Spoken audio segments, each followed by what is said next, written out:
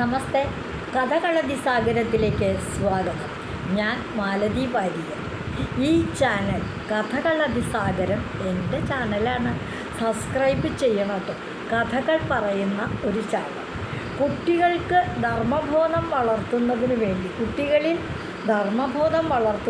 വേണ്ടി ജാതക കഥകൾ ഒരു കാലത്ത് ഉത്തരേന്ത്യയിലൊക്കെ ധാരാളമായിട്ട് പ്രചരിച്ചു. പക്ഷെ അതൊക്കെ 12,000 വർഷങ്ങൾക്ക് മുൻപായിരുന്നു കേട്ടോ. നമ്മുടെ നാട്ടിലൊന്നും അത്രയും പ്രചാരമില്ല ജാതക കഥകൾക്ക്. ഞാനിപ്പോൾ പറഞ്ഞുകൊണ്ടിരിക്കുന്ന കഥകൾ ജാതക കഥകളാണ്. ബുദ്ധമത സന്യാസിമാർ, ബുദ്ധന് ശേഷം വന്ന ബോധിസത്വന്മാർ പല പല വേഷങ്ങളും ധരിച്ച് പല പല സ്ഥലങ്ങളിലും ജീവിച്ചിരുന്നു. അവരിൽ നിന്നും വാമൊഴിയായി പുറത്തു വന്ന കഥകളാണ് ജാതക കഥകൾ. ഇന്നത്തെ കഥ നായ്ക്കളുടെ രാജാവ്. അതായത് ഒരു ബോധിസത്വൻ, ബുദ്ധമത അനുയായിയായിരുന്നൊരു ബോധിസത്വൻ. അദ്ദേഹത്തിൻ്റെ മുജ്ജന്മ കർമ്മം കൊണ്ടാകാം ബനാറസിനടുത്ത്, ബനാറസ് എന്ന് പറഞ്ഞാൽ ഇന്നത്തെ കാശി, അവിടുത്തെ ആ രാജ്യത്തെ രാജാവാണ് ബ്രഹ്മദത്തൻ. ബ്രഹ്മദത്ത മഹാരാജാവിൻ്റെ രാജ്യത്ത് ഒരു നായയുടെ വേഷത്തിൽ ജനിക്കാനും ജീവിക്കാനും ഒക്കെ ഇടവന്നു. അപ്പോൾ കാശി എന്ന് പറയുന്നത് ഗംഗാ നദിയുടെ തീരത്താണ്. ധാരാളം ശവശരീരങ്ങളൊക്കെ ദഹിപ്പിക്കുന്ന ഒരു ഇടമാണ് കാശിയിലെ മണികർണികാഘട്ട്. അതൊക്കെ ഇപ്പോഴും ഉണ്ട്, അതിനൊന്നും ഒരു മാറ്റങ്ങളുമില്ല. ആ ശവസംസ്കാരം ചെയ്തു കഴിഞ്ഞാൽ ആ ചുടലക്കാട്ടിൽ ധാരാളം ശവശരീരങ്ങൾ കൊത്തിവലിക്കാനും അതിൻ്റെ പൂജാദികൾക്കൊക്കെ കൊണ്ടുവരുന്ന ഭക്ഷണ സാധനങ്ങളൊക്കെ കഴിക്കാനുമായിട്ട് ധാരാളം നായ്ക്കൾ കൂടും. അവിടെ ഏകദേശം കാശിയിലെ ശവസംസ്കാരങ്ങൾ നടക്കുന്ന ചുടലപ്പറമ്പിൽ ഒരു 10-100 നായ്ക്കളുണ്ട്. അവയൊക്കെ തെമ്മാടി നായ്ക്കളാ.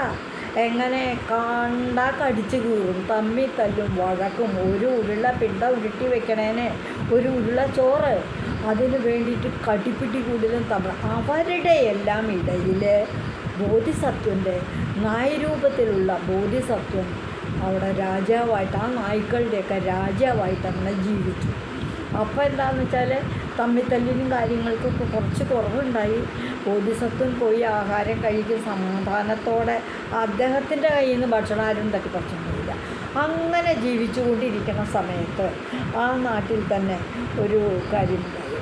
അവിടുത്തെ രാജാവ് ഒരു ദിവസം ബോധിസത്വനാണ് നായ്ക്കളുടെ രാജാവ്. ആ തെമ്മാടി നായ്ക്കളുടെ തലവനായിട്ടങ്ങനെ ബോധിസത്വൻ നായ്ക്കളുടെ രാജാവായിട്ട് ജീവിക്കുക. ഒരു ദിവസം രാജാവ് വെള്ള നിറം, മുഴുവനും വെള്ള നിറം, ഒരൊറ്റ പോലും നടത്തതില്ല കേട്ടോ. അങ്ങനെ വെള്ളക്കുതിരകളെ പൂട്ടിയ രഥത്തിൽ നാട് കാണാനായിട്ട് ഇറങ്ങി നടക്കായിരുന്നു. രഥത്തിൽ കയറി അദ്ദേഹം സവാരിയൊക്കെ ചെയ്തു, തെരുവുകളൊക്കെ കണ്ടു, പ്രജകളെയൊക്കെ കണ്ടു, കണ്ടവരുടെ ചില ക്ഷേമങ്ങളൊക്കെ അന്വേഷിച്ചു. അങ്ങനെ തിരിച്ച് കൊട്ടാരത്തിലേക്ക് എത്തിക്കഴിഞ്ഞപ്പോൾ അദ്ദേഹം പെട്ടെന്ന് ആകെ വളരെ സന്തോഷത്തോടു കൂടി രാജാവ് കൊട്ടാരത്തിലെത്തിയപ്പോൾ ഈ രഥത്തിൽ നിന്ന് അദ്ദേഹം ഇറങ്ങി രാജകൊട്ടാരത്തിനകത്തേക്ക് പോയി. അന്ന് ഈ തേരാളിക്ക് എന്ത് ചെയ്തു? ഇവിടെ കിടക്കട്ടെ, രഥമൊക്കെ ഇവിടെ കിടക്കട്ടെ. അതുപോലെ ഈ കുതിരകളുടെ ചില അടയാഭരണങ്ങൾ അതൊക്കെ തുകലുകൊണ്ടുണ്ടാക്കിയ ബെൽറ്റ്, അവരുടെ മുഖത്ത് കൂടെ ഇങ്ങനെ ഇട്ടേക്കണം ഒരു തരം ബെൽറ്റുകളൊക്കെ ഉണ്ട്. ആ കുതിരകളുടെ ആഭരണങ്ങൾ എന്ന് പറഞ്ഞാൽ അവർക്ക് ഉപയോഗിക്കുന്ന ചില പൂട്ടാനും ഒക്കെ ഇട്ടിരുന്ന അവരുടെ ചവണി, ജീനി, അങ്ങനെയൊക്കെ അതൊക്കെ ഇവിടെ തന്നെ മുറ്റത്ത് തന്നെ ഇട്ട് നേരെ വെളിച്ചാകുമ്പോൾ എടുത്ത് വയ്ക്കാമല്ലോ. ഇവിടെ കിടക്കുന്നത് കുഴപ്പമില്ല. അങ്ങനെ പല ദിവസം അവിടെ ഇടാറും പതിവുണ്ട്. അതുപോലെ രഥം അവിടെ വെച്ചു. രാജാവ് ഇരിക്കുന്ന സീറ്റൊക്കെ വില കൂടിയ തുകലുകൊണ്ടുണ്ടാക്കിയിട്ടുള്ള രഥമാണ് കേട്ടോ. അങ്ങനെ രാജാവ് കൊട്ടാരത്തിൽ പോയി കിടന്നു. നഗരമെല്ലാം ഉറക്കമായി. കാശിപ്പ് രാജ്യം രാത്രിയായി. എല്ലാവരും ഉറക്കത്തിൽ കേൾക്കും. പെട്ടെന്നുണ്ടല്ലോ ആകാശം അങ്ങ് ഇരുണ്ടു, നക്ഷത്രങ്ങളൊക്കെ അങ്ങോട്ട് മഞ്ഞ്, മഴക്കാറ് വന്നു, തൊലിച്ചൊരു മഴ പെയ്തു. മഴ അങ്ങോട്ട് പെയ്തപ്പോൾ എന്താ ഉണ്ടായ സംഭവം?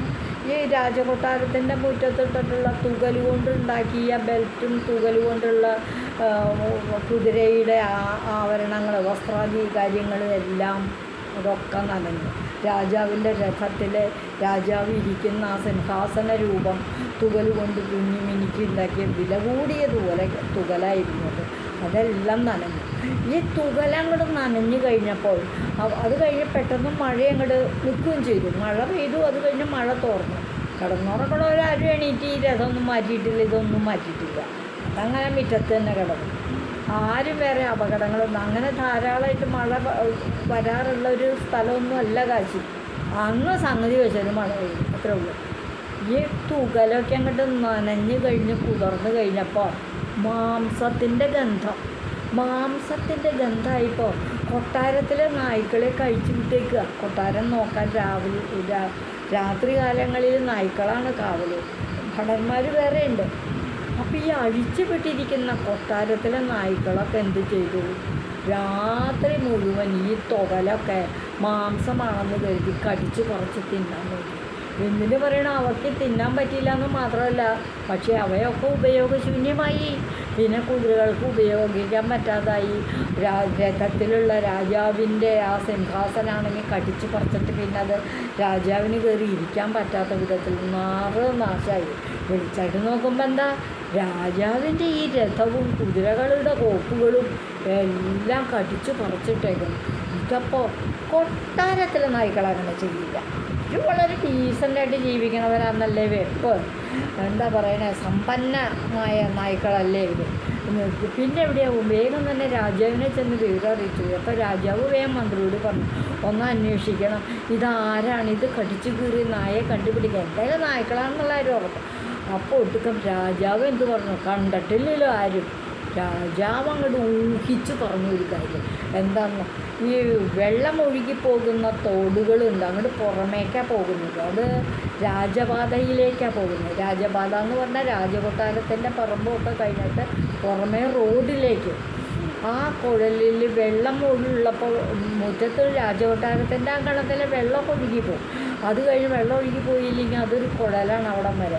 ആ കുഴലിനകത്തു കൂടി നായ്ക്കൾ കയറി വന്നിട്ട് ഈ തുകൽ കൊണ്ടുള്ള എല്ലാവിധ വസ്തുക്കളും കടിച്ചു പറിച്ച് നശിപ്പിച്ചത് തെരുവ് നായ്ക്കളാണ്. തെരുവിലെ നായ്ക്കൾ കയറി വന്നിട്ടാണ് ഈ വെള്ളം പോണ കുഴലിലൂടെ കയറി വന്നതാണ് എന്നങ്ങോട്ട് മന്ത്രി രാജാവിനോട് പറഞ്ഞു.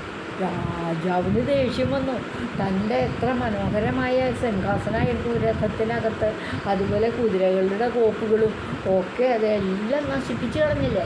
തെരുവ് നായ്ക്കൾ ഒരൊറ്റെണ്ണന് ജീവിച്ചിരിക്കുന്നത്. ഒരു ഉത്തരവ് അങ്ങോട്ട് രാജാവിൻ്റെ രാജകൊട്ടാരത്തിലെ ഈ വക സാധനങ്ങളൊക്കെ കടിച്ചു കീറി സർവ്വ നായ്ക്കളെയും കാണുന്നിടത്ത് വെച്ച് കൊന്നു കളയാനായിട്ട് അങ്ങോട്ട് രാജഭടന്മാർക്ക് നിർദ്ദേശം കൊടുത്തു, ആജ്ഞ കൊടുത്തു. രാജഭടന്മാർ കേട്ട പാതി കേൾക്കാത്ത പാതി തോക്കും കൊണ്ടങ്ങോട്ട് ഇറങ്ങി തെരുവ് നായ്ക്കളെ കാണുന്നിടത്ത് വെച്ച് കൊല്ലാൻ തുടങ്ങി.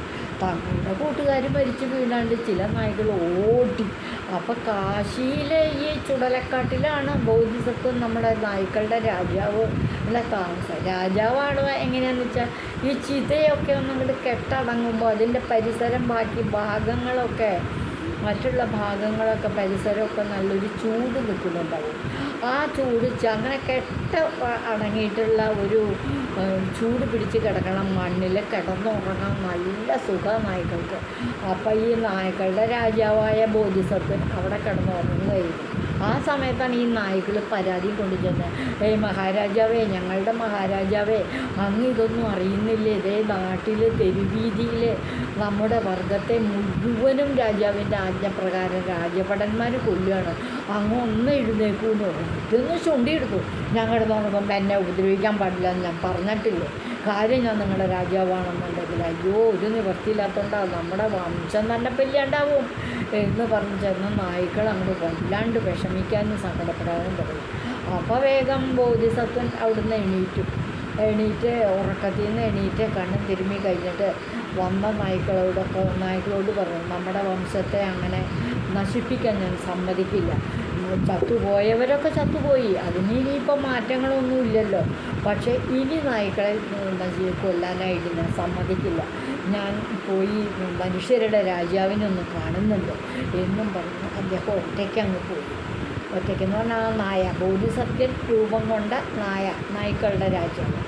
അദ്ദേഹം രാജാവ് പെട്ടെന്ന് തങ്ങളുടെ രാജ്യസഭ കൂടാനായിട്ട് രാജകൊട്ടാരത്തിനകത്ത് ഈ ഇത്രയും വലിയ നാശനഷ്ടം ഉണ്ടാക്കിയ നായയെ കണ്ടുപിടിച്ചോ, നായ്ക്കളെ കൊന്നോ, തെരുവുനായ്ക്കൾ മുഴുവൻ കഴിഞ്ഞോ എന്നൊക്കെ അന്വേഷിക്കാനും ഒക്കെ ആയിട്ട് അടിയന്തരമായിട്ടൊരു യോഗം കൂടുകയാണ്, രാജയോഗം. മറ്റു മന്ത്രിമാരും പ്രധാനപ്പെട്ട പ്രഭുക്കന്മാരും ഒക്കെ ഉണ്ട്. അങ്ങനെ രാജാവ് വന്ന് ഇരിക്കുന്ന സിംഹാസനം ബോധിസത്വം എവിടെയാണെന്നൊക്കെ ഏകദേശം മനസ്സിലാക്കി വെച്ചു. ധാരാളം കാവൽക്കാരും ആൾക്കാരും ഒക്കെ ഉണ്ട് അവിടെ. ഇവരൊക്കെ കണ്ടുകൊണ്ട് നിൽക്കലെ ബോധിസത്വം എന്ന ആ നായ്ക്കളുടെ രാജാവ് ഒറ്റ ഓട്ടം ഓടിയ പോയിട്ട് ആ സിംഹാസനത്തിൻ്റെ അടിയിൽ കയറി അങ്ങോട്ട് വിളിച്ചു. അടിയ കയറി വിളിച്ചു കഴിഞ്ഞപ്പോഴേക്കും ആൾക്കാർ ഓടിപ്പത്തിലൊക്കെ കൊണ്ടുവരികയില്ലേ, എന്തായി പറയണേ, രാജസിംഹാസനത്തിൻ്റെ അടിയിലൊരു നായ കയറിയിരിക്കും. അപ്പോഴേക്കും രാജാവ് ഈ ബഹളം കേട്ടിട്ട് രാജാവ് വേഗം വന്നു കഴിഞ്ഞിട്ട് ചോദിച്ചു, മറ്റുള്ളവർ മന്ത്രി ചോദിച്ചു, എന്താ ആ സിംഹാസനത്തിൻ്റെ അടിയിൽ ഒരു നായ കയറിയിരിക്കും. രാജാവ് അവിടെ എത്തിയെന്ന് കണ്ട വഴിക്ക് വേഗം ബോധിസത്വൻ സിംഹാസനത്തിൻ്റെ അടിയിൽ നിന്നും വന്ന് സിംഹാസനത്തിലിരിക്കുന്ന രാജാവിൻ്റെ പാദങ്ങളിൽ അങ്ങ് തൊഴുതു നമസ്കരിച്ചു. എന്നിട്ട് ചോദിച്ചു, എനിക്കൊരു സങ്കടം ഉണർത്തിക്കാനുണ്ട്, ഒരു കാര്യം അറിയാനുണ്ട്, അതിനാണ് ഞാൻ വന്നത്. അപ്പോൾ എന്ത് കാര്യം അറിയാൻ? അങ്ങാണോ ഈ തെരുവ് നായ്ക്കളെയൊക്കെ കൊല്ലാനായിട്ട് ആറ്റം കൊടുത്തേക്കണമെന്ന് ചോദിച്ചു. അതെ, അത് ഞാൻ തന്നെയാണ്. അവർ ചെയ്ത തെറ്റെന്താണ്? അവർ ചെയ്ത തെറ്റോ? എൻ്റെ കുതിരകളുടെ കോപ്പുകൾ മുഴുവൻ തുകൽ കൊണ്ടുണ്ടാക്കിയ സർവ്വ കുതിര കോപ്പുകളും നശിപ്പിച്ചു, കടിച്ച് പറച്ച് അത് ഇനി ഉപയോഗിക്കാൻ പറ്റാത്ത വിധത്തിലാക്കി. അതിൻ്റെ പുറഭാഗമൊക്കെ അവർ തിന്നു. പിന്നെ എൻ്റെ രഥത്തിൽ ഞാൻ ഇരിക്കുന്ന എൻ്റെ സിംഹാസനം, എൻ്റെ സീറ്റ്, ആ സീറ്റ് മുഴുവൻ സിംഹാസനമൊക്കെ കടിച്ച് അത് പൊതിഞ്ഞിരുന്ന തുകലും എല്ലാം കടിച്ച് പറച്ച് നാശാക്കി. ഇനി അത് ഉപയോഗിക്കാനേ പറ്റില്ല. അതിന് വേണ്ടിയിട്ട് അങ്ങനെ നശിപ്പിച്ച നായ്ക്കളെയൊക്കെ കൊല്ലാൻ അങ്ങ് കണ്ടോ, ഏത് നായയാണ് കടിച്ചതെന്ന് എന്ന് ചോദിച്ചു. അപ്പോൾ ബോധിസത്വം പറഞ്ഞു, ഞാൻ കണ്ടുവൊന്നുമില്ല, നായയാണ് അത് കടിച്ചത്, അക്കാര്യം ഉറപ്പാണ്, പക്ഷേ ഏത് നായാണെന്ന് ഞാൻ കണ്ടില്ല. അങ്ങ് കാണാത്ത, അതായത് കുറ്റം ചെയ്തത് ആരാന്നറിയാത്തപ്പോൾ ആ വംശത്തെ മുഴുവനും അങ്ങോട്ട് നശിപ്പിക്കാനായിട്ട് ഒരാജ്ഞ കൊടുക്കുന്നത് അതൊരു രാജാവിൻ്റെ ഉത്തമ ഗുണമാണോ? അങ്ങ് എന്താ ആലോചിക്കും? അങ്ങനെ അങ്ങ് ചെയ്യാൻ പാടുണ്ടോ? അത് നീതിയാണോ? അത് ശരിയാണോ എന്നിങ്ങനെ ചോദിച്ചു.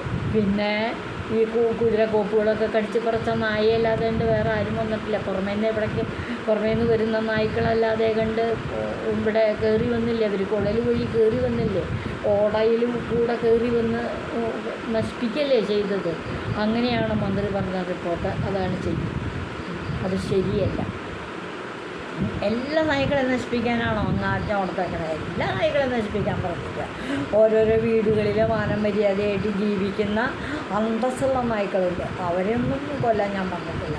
ഈ തെരുവിൽ അലഞ്ഞു തിരിഞ്ഞ് നടക്കണ നായ്ക്കളാണ് ഈ കോളേജിൽ ഇവിടെ കയറി വന്ന് രാജ്യാങ്കണത്തിൽ വന്ന് ഈ നാശനഷ്ടങ്ങൾ ഇതാക്കി. അവരെയൊക്കെ കൊല്ലാൻ ഞാൻ ഈ ആജ്ഞ കൊടുക്കണം. അത് ശരി. അപ്പം അങ്ങ് രണ്ടാമത്തെ തെറ്റും ചെയ്തു. ആരാണ് കുറ്റവാളി എന്നറിഞ്ഞില്ല. ആ വംശം മുഴുവൻ നശിപ്പിക്കാനായിട്ട് അങ്ങ് ആജ്ഞ കൊടുത്തിരുന്നെങ്കിൽ മുഴുവനും നശിക്കുന്നില്ല. ഇതങ്ങനെയാണോ? അങ്ങ് പക്ഷാഭേദം കാട്ടി അന്തസ്സുള്ള നായ്ക്കളെ കൊല്ലണ്ടെന്ന് വെച്ചു. അന്തസ്സുള്ള വീടുകളിൽ താമസിക്കുന്ന നായ്ക്കളെയൊന്നും കൊല്ലണ്ട, അവർക്ക് ഒന്നും വധശിക്ഷയില്ലല്ലോ. പാവം പിടിച്ച തെരുവിലെ നായ്ക്കളെ മാത്രം കൊല്ലണം അല്ലേ? അങ്ങയുടെ ആ നീതി ഒട്ടും ശരിയല്ല, അത് ന്യായമല്ല എന്ന് പറഞ്ഞു. മാത്രമല്ല, പിന്നെ അങ്ങക്ക് ഭയമുണ്ടല്ലേ നായ്ക്കളെയൊക്കെ? അങ്ങയുടെ ഇവരെയൊക്കെ ഇത്ര അധികം നായ്ക്കളെ കൊന്നു കളയണം. ഈ കുറ്റകൃത്യം ചെയ്ത നായ ഏതാണെന്ന് അറിയാണ്ട വംശത്തെ മുഴുവൻ നശിപ്പിക്കാനല്ലേ അങ്ങയുടെ ഒരു ഉത്തരവ്? അത് ശരിയല്ല. അങ്ങ് ചെയ്തിട്ട് അങ്ങക്ക് പക്ഷപാതമുണ്ട്, അനിഷ്ടമുണ്ട്. നായ്ക്കളെ അങ്ങേക്ക് ഇഷ്ടമല്ല അല്ലേ? അജ്ഞത, അറിവില്ലായ്മയുണ്ട് അങ്ങേക്ക്. അതുകൊണ്ടാണ് ഇങ്ങനെ ഇത് കൊടുത്തത്. അങ്ങേക്ക് ഭയമുണ്ട്. ഇതൊന്നും ഒരു ശരിയായ രാജാവിന് ചേർന്നതേ അല്ല. അപ്പോൾ ഉടൻ തന്നെ രാജാവ് ചോദിച്ചു, ഞാൻ പിന്നെ എന്ത് ചെയ്യണമായിരുന്നു? അങ്ങയുടെ ഈ നായ്ക്കളെ ഏത് നായാണ് എൻ്റെ തുകൽ സാമാനങ്ങളൊക്കെ കേടാക്കിയെന്ന് എനിക്ക് കടിച്ച് പറിച്ച് കളഞ്ഞതെന്ന് എനിക്കറിയില്ലായിരുന്നു. അതുകൊണ്ട് ഞാൻ നായ്ക്കളെയൊക്കെ കൊല്ലാൻ പറഞ്ഞു. അപ്പോൾ ശരിയാണ്. അങ്ങയ്ക്ക് ജ്ഞാനദൃഷ്ടിയുണ്ട്. അങ്ങയ്ക്ക് ജ്ഞാനദൃഷ്ടി ഉണ്ടെങ്കിൽ ആ ജ്ഞാനദൃഷ്ടി കൊണ്ടൊന്ന് നോക്കിയിട്ട് പറയൂ, ഏത് നായയാണ് എൻ്റെ രാജകൊട്ടാരത്തിലെ വസ്തുവകകളൊക്കെ നശിപ്പിച്ചത്?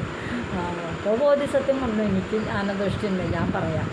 അങ്ങയുടെ വസ്തുവകകൾ നശിപ്പിച്ച നായ്ക്കൾ ആരാണെന്ന് ഞാൻ പറയാമോ? എങ്കിലും ഒന്ന് പറയുന്നു. അപ്പോൾ അങ്ങയുടെ നായ്ക്കൾ, കൊട്ടാരത്തിലെ നായ്ക്കളാണ് നശിപ്പിച്ചത്. കൊട്ടാരത്തിലെ നായ്ക്കളോ? എത്രയോ ദിവസങ്ങൾ അവിടെ കിടക്കുന്നതാണ് ഈ വസ്തുവകകളൊക്കെ.